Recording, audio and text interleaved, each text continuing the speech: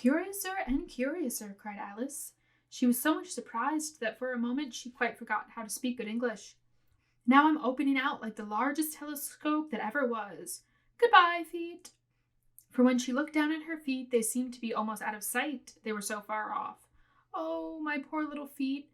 I wonder who will put on your shoes and stockings for you now, dears. I'm sure I shan't be able. I shall be a great deal too far off to trouble myself about you. You must manage the best you can. But I must be kind to them, thought Alice. Or perhaps they won't walk the way I want to go. Let me see. I'll give them a new pair of boots every Christmas. And she went on, planning to herself how she would manage it. They must go by the carrier, she thought. And how funny it'll seem sending them presents to one's own feet. And how odd the directions will look. Oh dear, what nonsense I'm talking. Just then, her head struck against the roof of the hall. In fact, she was now more than 9 feet high, and she at once took up the little golden key and hurried off to the garden door. Poor Alice! It was as much as she could do, lying down on one side, to look into the garden with one eye, but to get through was more helpless than ever. She sat down and began to cry again. You ought to be ashamed of yourself, said Alice. A great girl like you. She might well say this. To go crying on this way. Stop this moment, I tell you. But she went on all the same, shedding gallons of tears until there was a large pool all around her, about 4 inches deep and reaching half down the hall. After a time, she heard a little pattering of feet in the distance, and she hastily dried her eyes to see what was coming.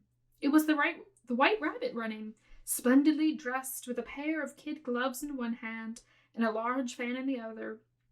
He came trotting along in a great hurry, muttering to himself as he came, "Oh, the Duchess, the Duchess! Oh, won't she be savage if I kept her waiting?" Alice felt so desperate that she was ready to ask help of anyone. So, when the rabbit came near, she began in a low, timid voice, "If you please, sir." The rabbit started violently, dropping the white kid gloves and the fan, and scurried away into the darkness as hard as he could.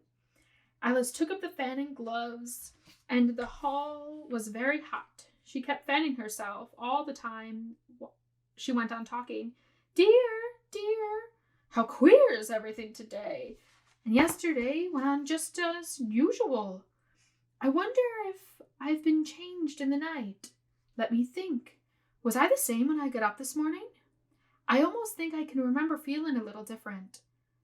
But if I'm not the same, the next question is, who in the world am I? Ah, that's the great puzzle." And she began thinking over all the children she knew that were of the same age as herself, to see if she could have been changed for any of them. "I'm sure I'm not Ada," she said, "for her hair goes in such long ringlets, and mine doesn't go in ringlets at all.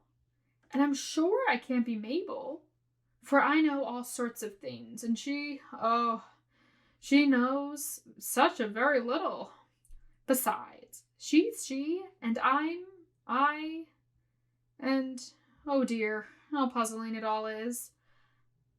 I'll try if I know all the things I used to know. Let me see. 4 times 5 is 12, and 4 times 6 is 13, and 4 times 7 is, oh dear, I shall never get to 20 at that rate. However, the multiplication table doesn't signify. Let's try geography.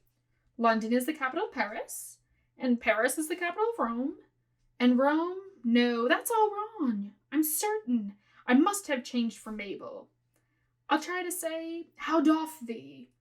And she crossed her hands in her lap as if she were saying lessons, and she began to repeat it. But her voice sounded hoarse and strange, and the words did not come the same as they used to do. "How doth the little crocodile improve his shining tail, and pour the waters of the Nile on every golden scale? How cheerful he seemed to grin, how neatly he spread his claws, and welcoming little fishes with gentle, smiling jaws." "I'm sure those are not the right words," said poor Alice, and her eyes filled with tears again as she went on. "It must be Mabel after all. and I shall have to go live in that porky little house and have next to no toys to play with, and oh, ever so many lessons to learn. No, I've made up my mind about it. If I'm able, I shall stay down here. It'll be no use they're putting their heads down and saying, "Come up, dear." I shall only look up and say, "Who am I then? Tell me that first, and then, if I like being that person, I'll come up. If not, I'll stay down here till I'm somebody else." "But oh dear," cried Alice, with a sudden burst of tears, "I do wish they would put their heads down. I'm so very tired of being all alone here." As she said this, she looked down at her hands and was surprised to see that she had put on one of the rabbit's little white kid gloves while she was talking. "How can I have done this?" she thought. "I must be growing small again."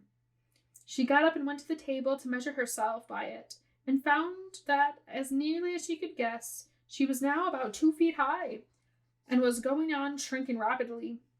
She soon found out that because of this was the fan she was holding, and she dropped it hastily, just in time to avoid shrinking away altogether. "That was a narrow escape," said Alice, a good deal frightened and at the sudden change, but very glad to find herself still in existence. "And now for the garden." And she ran with all speed back to the little door. But alas! The little door was shut again, and the little golden key was lying on the glass table as before. "And things are worse than ever," thought the poor child. "For I never was so small as this before, never. And I declare it's too bad, that is." As she said these words, her foot slipped, and in another moment, splash! She was up to her chin in salt water. Her first idea was that she had somehow fallen into the sea. "And if that's the case, I can go back by railway," she said to herself. Alice had been to the seaside once in her life, and had come to the general conclusion that when you go to the English coast, you find a number of bathing machines by the sea, some children digging in the sand with wooden spades, then a row of lodging houses, and behind them, a railway station. However, she soon made out that she was in a pool of tears which she had wept when she was 9 feet high. "I wish I hadn't cried so much," said Alice, as she swam about, trying to find her way out. "I shall be punished for it now, I suppose, by being drowned in my own tears. That will be a queer thing, to be sure. However, everything is queer today." Just then, she heard something splashing about in the pool a little way off, and she swam nearer to make it out what it was. At first she thought it must be a walrus or hippopotamus, but then she remembered how small she was now, and she soon made out that it was only a mouse that had slipped in like herself. Wouldn't it be any use now, thought Alice, to speak to this mouse? Everything is so out of the way down here that I should think it very likely it could talk. At any rate, there's no harm in trying. So she began. "Oh, mouse, do you know the way out of this pool? I'm very tired of swimming about here. Oh, mouse!" Alice thought this might be the right way of speaking to a mouse. She had never done such a thing before, but she remembered having seen in her brother's Latin grammar, "A mouse of a mouse, to a mouse, oh mouse." The mouse looked at her rather inquisitively, and seemed to her to wink with one of his little eyes, but it said nothing. "Perhaps it doesn't understand English," thought Alice. "I dare say. It's a French mouse, come over with William the Conqueror." For all her knowledge of history, Alice had no very clear notion of how long anything had happened. So she began again. "Où est ma chatte?" which was the first sentence in her French lesson book. The mouse gave a sudden leap out of the water and seemed to quiver all over with fright. "Oh, I beg your pardon," cried Alice hastily, afraid that she had hurt the poor animal's feelings. "I quite forgot you don't like cats." "Not like cats?" cried the mouse in a shrill, passionate voice. "Would you like cats if you were me? Well, perhaps not, said Alice in a soothing tone. Don't be angry about it. And yet I wish I could show you our cat Dinah. I think you'd take a fancy to cats if you could only see her. She's such a dear, quiet thing, Alice went on, half to herself, as she swam lazily about in the pool. And she sits purring so nicely by the fire, licking her paws and washing her face, and she's such a nice, soft thing to nurse.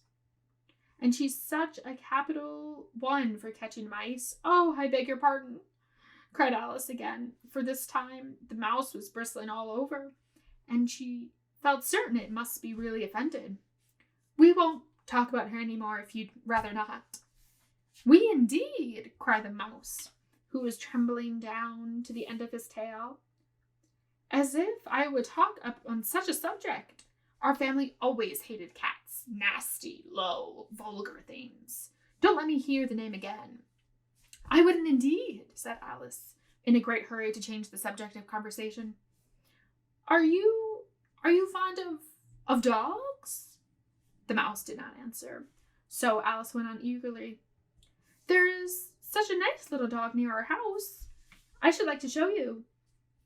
A little bright-eyed terrier, you know, with, such long, curly brown hair, and it will fetch things when you throw them, and it will sit and beg for its dinner and all sorts of things. I can't remember half of them, and it belongs to a farmer, you know. And he says it's so useful, it's worth £100. He says it kills all the rats and... Oh dear, cried Alice in a sorrowful tone.